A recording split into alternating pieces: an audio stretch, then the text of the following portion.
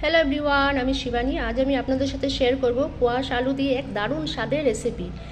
আমি কোয়াশ আর আলুগুলোকে সুন্দর করে কেটে নিয়েছি, আর এদিকে আমি নিয়েছি টমেটো পেস্ট, টক দই আর আদা পেস্ট। সবার প্রথমে আমি কড়াইতে তেল দিয়ে তেলটা গরম করে নিয়েছি, আর এর মধ্যে এখন আমি দিয়ে দিচ্ছি কেটে রাখা আলু আর কোয়াশগুলো। আমি হালকা করে একটু ভেজে নেব। দিয়ে দিচ্ছি পরিমাণ মতো নুন, হলুদের গুঁড়ো,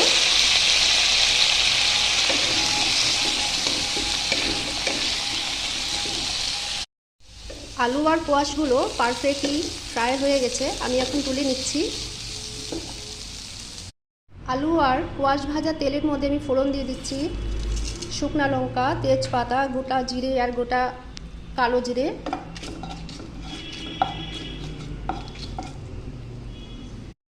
ফোড়নটা ভাজা হয়ে গেছে, এর মধ্যে আমি দিয়ে দিলাম আদা পেস্ট।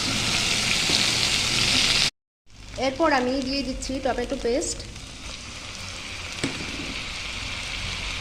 আমি সবগুলো উপকরণ 1 থেকে 1.5 মিনিট ভালো করে কষিয়ে নেব। পর আমি অ্যাড করে দিচ্ছি পরিমাণ মতো নুন, হলুদের গুঁড়ো,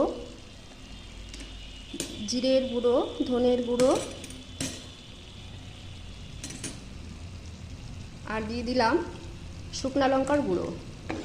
সবগুলো উপকরণকে আমি ভালো করে কষিয়ে নেব। তারপর পরিমাণ মতন জল দিয়ে আমি 5 থেকে 7 মিনিট ঢাকা দিয়ে দেব।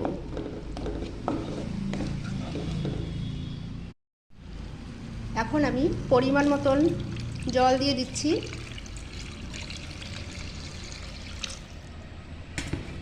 5 থেকে 7 মিনিট ঢাকা দিয়ে দেব। 5 মিনিট পর ঢাকনাটা খুলে দিলাম।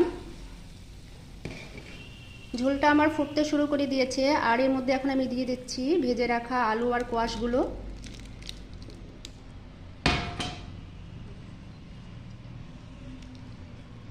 আমি আরও 5 মিনিট কুক হতে দেব। এরপর আমি অ্যাড করে দিচ্ছি ফেটিয়ে রাখা টক দই।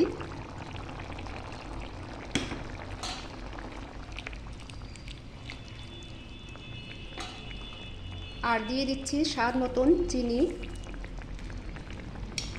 আর সবশেষে দিয়ে দিচ্ছি গরম মশলার গুঁড়ো। আমি গরম মশলার গুঁড়ো দিয়ে নাড়াচাড়া করে নামিয়ে নেব। তো বন্ধুরা, রেসিপিটা যদি আপনাদের ভালো লেগে থাকে অবশ্যই লাইক আর কমেন্ট করতে ভুলবেন না। নমস্কার।